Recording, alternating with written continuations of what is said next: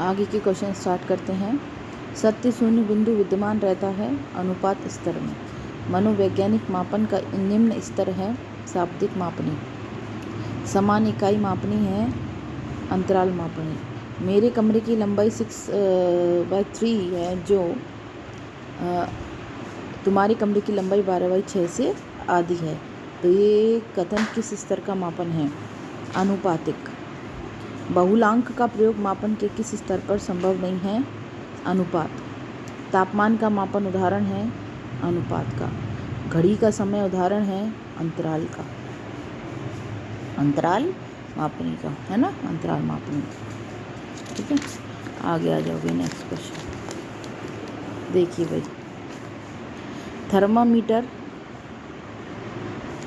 Thermometer उदाहरण है किसका भाई?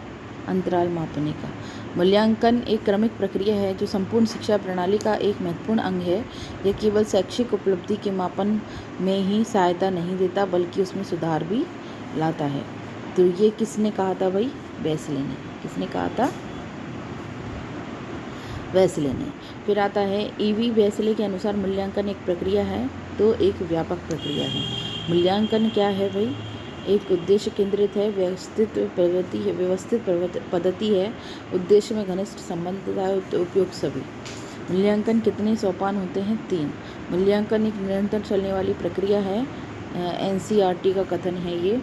निम्नलिखित में से मूल्यांकन का आवश्यक अंग नहीं है तो छात्रों की योग्यता का वंचित स्तर। निम्न में से कौन सा मूल्यांकन का प्रकार नहीं है? तो मानक। निम्न में से कौन सा मूल्यांकन के त्रिकोण का भाग नहीं है? तो आंसर आएगा शिक्षण अनुभव। मूल्यांकन की प्रक्रिया में परिमाणों की पुष्टि संबंधित है व्यवहार परिवर्तन से। दक्षता आधारित मूल्यांकन होता है ए और बे दोनों से। इसके बाद नेक्स्ट क्वेश्चन है 96। सतत मूल्यांकन निदान का पथ प्रशस्त करता है सार्थक ज्ञान के लिए, है ना। नेक्स्ट क्वेश्चन है क्वेश्चन नंबर 97। तो क्वेश्चन नंबर 97 क्या कहता है? मूल्यांकन के द्वारा स्तर को ज्ञात किया जा सकता है छात्र के अधिगम स्तर को। शिक्षण अधिगम तथा मूल्यांकन एक दूसरे से किस प्रकार संबंधित है? घनिष्ठ संबंधित है। सतत मूल्यांकन प्रक्रिया को सामान्यतः विभक्त कर दिया जाता है 10 में। फिर है मूल्यांकन की प्रक्रिया को त्रिकोणात्मक रूप से किसने दिया था? डॉक्टर BS ब्लूम ने। निम्न में से कौन सा मूल्यांकन के त्रिकोण भाग नहीं है? शिक्षण अनुभव। मूल्यांकन का अर्थ है छात्र के शैक्षिक लक्ष्यों की प्राप्ति की जांच। संरचनात्मक मूल्यांकन है प्रारंभ से बार बार मूल्यांकन किया जाता है। मूल्यांकन के क्षेत्र में हमारा तात्पर्य उन क्षेत्रों से है जिनमें व्यवहारात्मक परिवर्तन हो सकते हैं। तो विचार किसका है? ये RN वर्मा का, है ना। कौन सा कथन समूह से मेल नहीं खाता है? तो मापन और मूल्यांकन जो है समानार्थी नहीं होते हैं। मूल्यांकन में व्यक्ति या समाज दोनों की दृष्टि ये जो अच्छा है अथवा वांछनीय है उनको मानकर चला जाता है। तो कथन किसका है? रेमर्स गेज का, है ना। इसके मूल्यांकन का क्षेत्र होता है तो व्यापक होता है। कैसा क्षेत्र होता है मूल्यांकन का? व्यापक होता है। अब आते हैं नेक्स्ट क्वेश्चन पे, क्वेश्चन नंबर 108। तो क्वेश्चन नंबर 108 क्या कहता है? निदानात्मक मूल्यांकन और मापन का सही अंतर माना जाता है।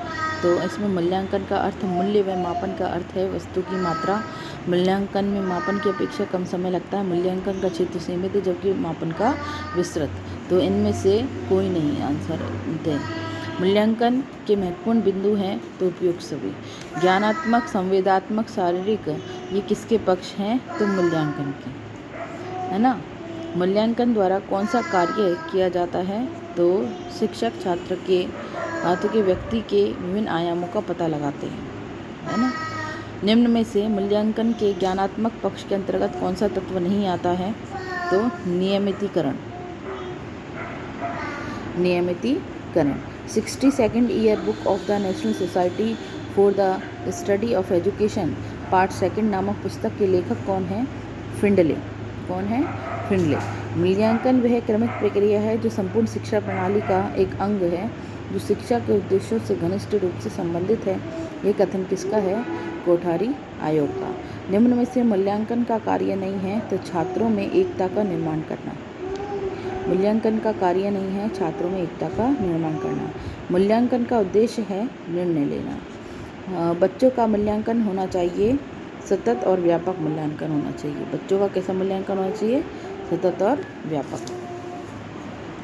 नेक्स्ट है क्वेश्चन नंबर 118 118। ये है सतत और व्यापक मूल्यांकन में व्यापक मूल्यांकन शब्दावली का तात्पर्य होता है शैक्षिक और सह शैक्षिक मूल्यांकन से। मूल्यांकन का उद्देश्य होता है तो अधिगम की कठिनाई और समस्या वाले क्षेत्रों का पता लगाना। अच्छा, मैं यहाँ पे एक ही ऑप्शन बोल रही हूँ जो आंसर है, बाकी के आप ऑप्शन पढ़ सकते हैं, है ना। आपको विजिबल है तो आप उनको पढ़ सकते हैं। सतत और व्यापक मूल्यांकन की योजना में व्यापक शब्द के अलावा निम्नलिखित के द्वारा समर्पित किया जाता है। तो आंसर आएगा ब सूचना प्रक्रमण सिद्धांत। सतत और व्यापक मूल्यांकन खालिस्तान पर बल देता है। सीखने को किस प्रकार अवलोकित, रिकॉर्ड और सुधारा जाए, इस पर। शैक्षिक विकास में मूल्यांकन का अर्थ है ज्ञान क्षमता का मूल्यांकन। मूल्यांकन से अभिप्राय है छात्रों की अधिगम की सफलता असफलता का अध्ययन। आंसर है से। कक्षा नायक द्वारा प्रयुक्त मूल्यांकन का प्रकार जो अनुदेशन के समय सीखने के विकास में किया जाता है ना। इसका आंसर आएगा द संकलित मूल्यांकन। उसके बाद है विद्यालय आधारित मूल्यांकन होता है। तो विद्यालय आधारित मूल्यांकन होता है आंसर बहुआयामी। कैसा होता है? बहुआयामी। नेक्स्ट क्वेश्चन नंबर है 126। भारत में शिक्षा के क्षेत्र में मूल्यांकन का कार्य कब प्रारंभ हुआ था? तो आंसर आएगा भारत में शिक्षा के क्षेत्र में मूल्यांकन का कार्य कब प्रारंभ हुआ था? 1960 के बाद। अच्छा, वीडियो बड़ी हो जाती है ज़्यादा, इसलिए अपन आगे के क्वेश्चन नेक्स्ट वीडियो में सॉल्व करेंगे। और हाँ, सारे MCQs आप पढ़ सकते हैं, मैं केवल आंसर वाले ही ऑप्शन पे बता रही हूँ आपको, है ना।